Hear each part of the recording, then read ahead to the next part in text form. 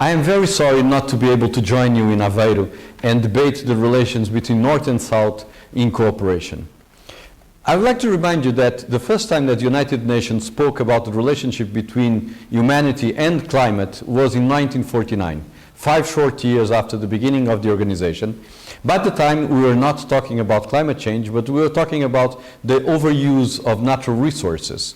By 1967, the United Nations Economic and Social Council decided to organize the first World Conference on Climate that was held in 1972 in Stockholm. And by 1986, the now very famous report by Gro Brundtland, at the time Prime Minister of Norway, brought together for the first time the expression sustainability and development. It was the first time that we joined the two concepts of sustainable development.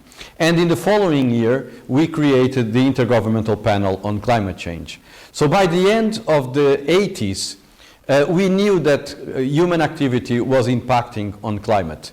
And then we took 28 years debating if science was science and if we should take action regarding climate change. We wasted 28 years because we could not face the fact that science was telling us that human activity was changing climate. And then in 2015, as everybody knows, finally all the world countries came together to approve the Sustainable Development Goals.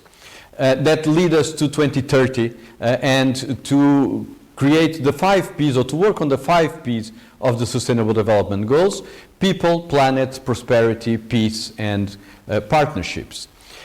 In all, we wasted around we had 58 years from the moment that we accepted, or that Gro Brundtland told us that the climate was changing due to human activity, to the 2030 mark of the end of the ESGs. We had 58 years to work on climate change. In fact, we now have only 6, and according to the report from last September, we only got 15% of our goals together. There's a lot to be done, and we are way behind of our own schedule to act on climate change and to act on the impact of climate change in sustainable development. Another issue that is important, and it's on the core of your debates today, is the fact that some countries, particularly the Northern Hemisphere, have developed much more than other countries. And we need to address that change, that circumstance as well. Sustainable Development Goals applies to every country, applies to the richest and to the poorest of countries, and applies to everybody. But we need to understand that it's much easier to change significant parts of your economic and social development if you have already a very strong or robust social development policies in your country. So we need to understand that, for instance, in Europe and North America, we are working for the 2030 framework. But in Africa, for instance, the agenda of the African Development Union is the 2063 agenda. Is the same agenda, is an agenda that will bring together economic growth, social development, and environmental sustainability. But it recognizes the different stages of development in each of the different continents.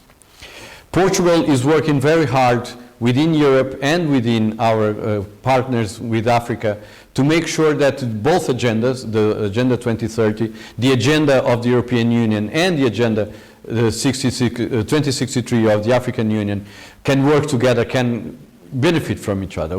For instance, we have agreed with Cape Verde to turn part of the national debt of Cape Verde into an environmental fund that will be supported by Portugal to help the Cape Verdean authorities to make this transition. We need to take into consideration another fact. The average age of the African continent is 17 years old. So we need to make sure that as we progress into the Sustainable Development Goals and as we progress into environmental sustainability, we are also progressing in social responsibility and economic growth, recognizing that some countries and some areas and some parts of the planet need some more help than others. We need to work together. governments, international organizations, NGOs, business associations, universities and research centers. Only by working together and only by pooling our resources together, we can reach the goals that we all set up to ourselves of making sure that we can all survive in a sustainable world where economic and social conditions are fair for everybody. I hope that your work goes well, and I wait to learn more from your discussions. Thank you very much.